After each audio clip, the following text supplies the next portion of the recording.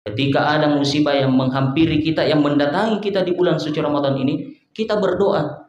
Ada 3 kelompok orang yang tidak akan ditolak doanya oleh Allah Subhanahu wa taala. Kelompok yang pertama,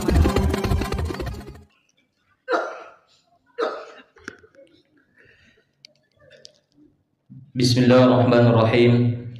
Assalamualaikum warahmatullahi wabarakatuh.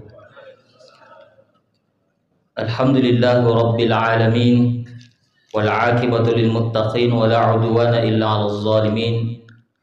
Wassalatu wassalamu ala asyrafil anbiya'i wal mursalin, sayyidina Muhammadin wa ala alihi wa ashabihi ajma'in, wa sallama tasliman katsiran, amma ba'd.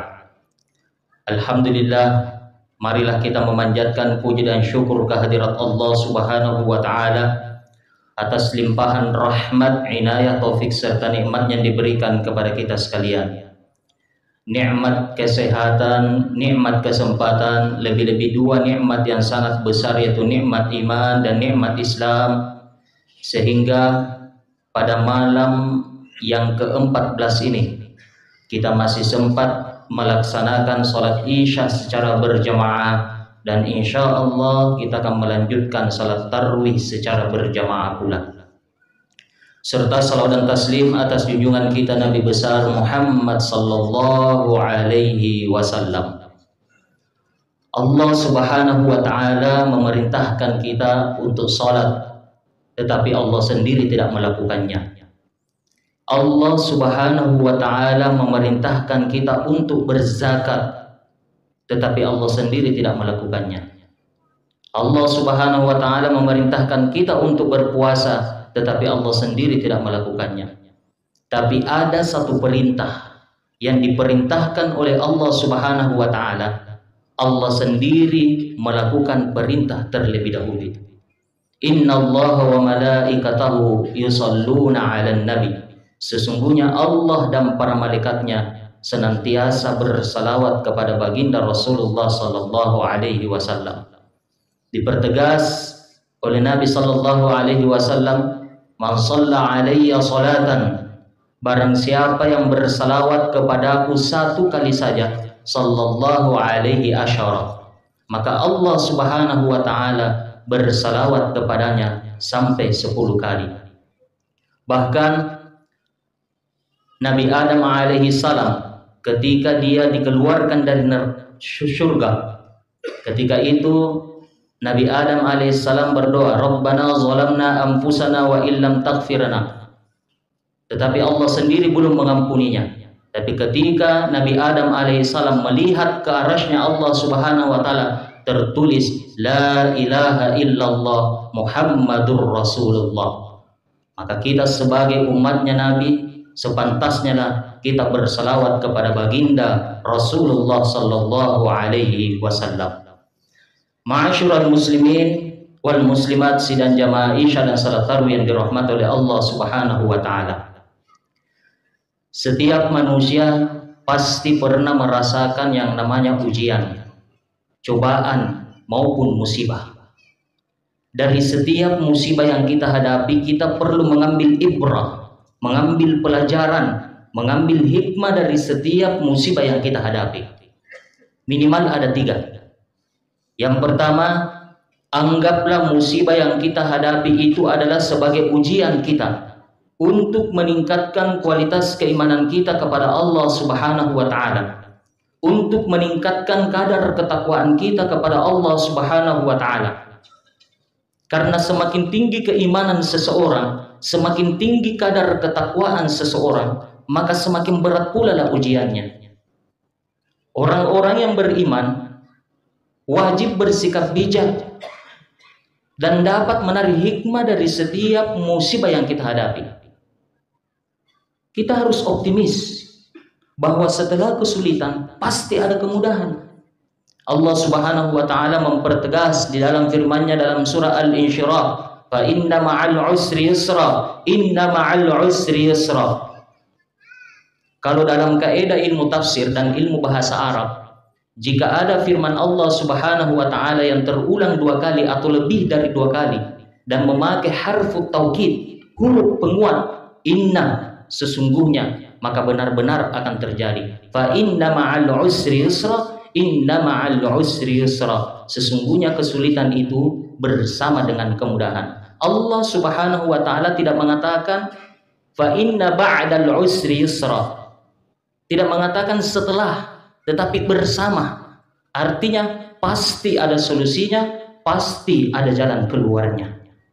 Yang kedua, mari kita tumbuhkan semangat kita, sikap optimisme kita, dan energi positif kita. Karena segala yang terjadi di alam semesta ini adalah atas izinnya Allah Subhanahu wa taala. Dan itu pasti yang terbaik untuk kita. Ada sesuatu yang positif yang sudah diatur, yang sudah diskenariokan oleh Allah Subhanahu wa taala untuk kemajuan kita semua. Ma asaba min musibatin fil ard wala fi anfusikum. Tiada musibah yang menimpa di muka bumi ini dan pada diri kita semua itu sudah ditentukan oleh Allah Subhanahu wa taala di kitab Lauhul Mahfuz sebelum Allah Subhanahu wa taala menciptakan kita semua. Olehnya itu, mari kita selalu berhusnuzan, berprasangka baik terhadap Allah Subhanahu wa taala. Karena Allah Subhanahu wa taala, innallaha jamilun yuhibbul jamal. Sesungguhnya Allah Subhanahu wa taala itu maha baik, wa yuhibbul jamal, dan suka kepada kebaikan. Dan yang ketiga adalah kita sebagai hamba Allah Subhanahu wa taala yang beriman, yang bertakwa kepada Allah Subhanahu wa taala, tetap berikhtiar atau berusaha dalam menghadapi musibah.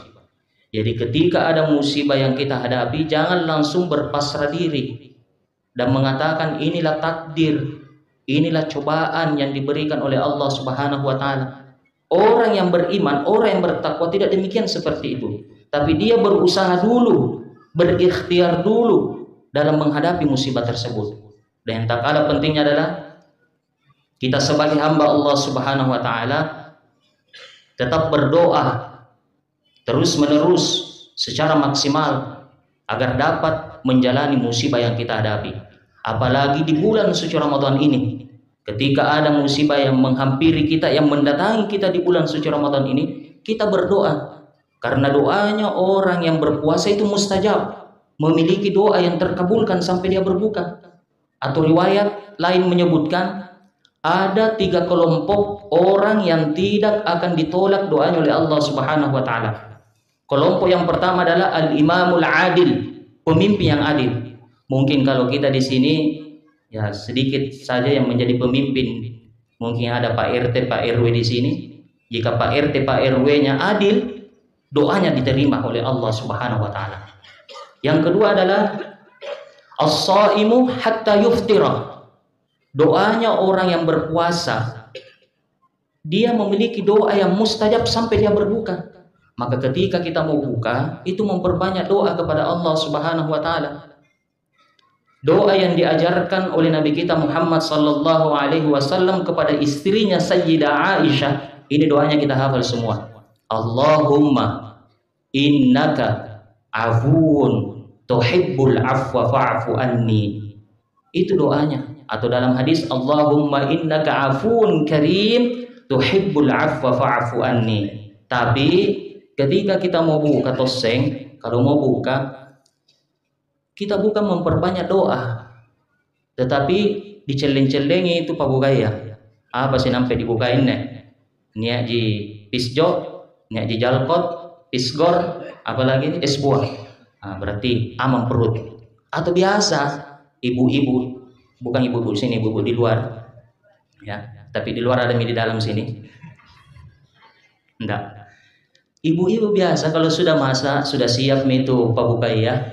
Nah, putar ke channel Indosiar atau channel RCTI, terus apa nonton insert, check and recheck, apalagi yang infotainment kan. Ya, tapi bukan ibu-ibu sini ya, ibu-ibu di luar. Ya. Jadi kita harus memperbanyak doa kepada Allah Subhanahu wa taala. Terus yang ketiga, doa yang tidak ditolak doanya oleh Allah Subhanahu wa taala adalah da'watul mazlum. Doanya orang yang teraniaya. Jangan mikir masuk di sini, meskipun itu doa dikabulkan, tapi jangan mikir masuk di sini. Siapa yang mau dianiaya di sini? Siapa yang mau dibuli? Ya istilah sekarang ini dibuli. Ya jangan mikir. Cukup dua ini saja. Al-imamul adil atau as-saimu hatta yuftira.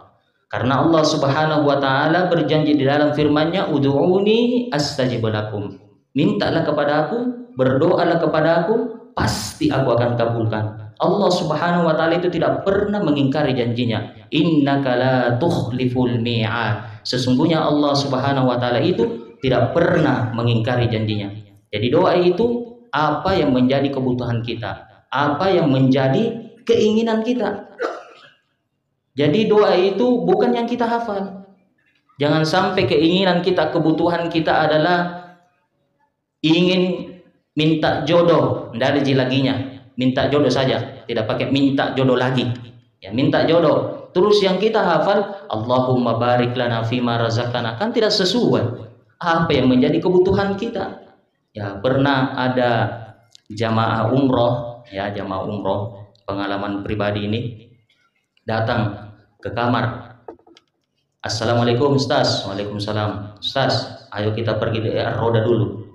Ya, karena roda itu ma baina baiti wa mimbari rodatun min riyadil jannah. Antara rumahku dan mimbarku itu ada taman-taman surga. Disitulah tempat makbulnya doa kita. Jadi ketika itu saya bersama jamaah berdua pergi di roda. Ya dulu 2017 sampai 2020 itu cukup antri saja bisa masuk di roda. Ya, samping makamnya Nabi Rasulullah SAW. Ya, tapi sekarang itu pakai tasrih, ya pakai izin, ya tidak bisa sembarang masuk sekarang orang. Ya, singkat cerita, sudah antri, masuk kita di situ, dikasih waktu 10 menit. Jadi setiap gelombang itu masuk dan diberi waktu 10 menit. Ini jamaah saya tidak sampai 3 menit dengan sholat sunat dan doanya. Ya, dia sudah sholat sunat, dia sudah berdoa, dia menunggu di luar. Ya saya masih sholat, masih berdoa. Ya, pas waktu 10 menit habis saya keluar, tidak bisa pulang, nak tunggu gak pulang. Kenapa nak tunggu gak pulang? Karena saya pegang sandalnya. Ya, saya pegang sandalnya. Ya, tiba-tiba saya tanya, Pak Haji, apa doa tadi itu Pak Haji? Kuliah itu sudah tak sholat berdoa sebentar sekali. Amin. Ih cepat sekali. Saya mau belajar sama kita ini. Apa itu doa tak? Dia bilang satu di doa yang kupanjatkan, tapi include semua, masuk semua. Apa itu? Perlu kak belajar sama kita ini. Doaku, ya Allah, saya mau seperti Rasulullah Sallallahu Alaihi Wasallam. Mantap sekali itu doa. Betul-betul masuk semua. Apa yang diinginkan oleh Rasul pasti tercapai. Jadi apa yang diminta pasti juga tercapai. Tapi saya tanya, itu umurnya Rasul kan 63 tahun. Kalau kita Pak Haji umur tak berapa? Umur saya 62 tahun. Wih, 1 tahun mami gitu Pak Haji. Astagfirullahaladzim, kembali lagi antri. Masuk, ya Allah, saya mau tidak seperti Rasulullah Sallallahu Alaihi Wasallam. Jadi doa juga itu harus betul-betul, kalau perlu ini di bulan suci Ramadan ini kita list itu doa-doa Kak.